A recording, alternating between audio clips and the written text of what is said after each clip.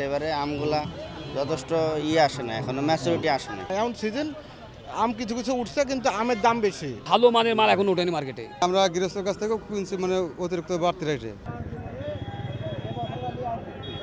আম উৎপাদনের দিক থেকে রাজশাহী জেলার অবস্থান তৃতীয়। গত বছর এই সময় রাজশাহীর বানেশ্বরে প্রচুর আম হাটে উঠলেও এবার চিত্র ভিন্ন।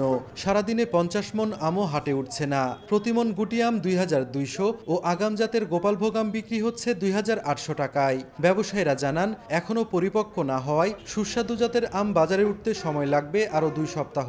যে সময়ে আম সরকার ডেট দিয়েছে, এখন আম উপযুক্ত হয়নি। আবহাওয়া যে এত খারাপ গেছে, এবারে আমগুলা যথেষ্ট আসে না, এখনো ম্যাচুরিটি আসে না। উৎপাদনও কম এবং পাকেনি খুব বৃষ্টির কারণে। আমরা কিছু ভাইদেরই গুটি ওই একটা হয়, ওই গুটিটাই। তাছাড়া ভালো মানের মাল এখন ওঠেনি মার্কেটে।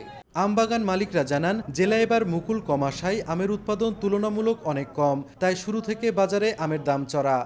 নগদে 500 টাকা বা তার বেশি পেমেন্টে পেতে পারেন ঢাকায় জমিসহ 20 কোটি টাকার পুরস্কার।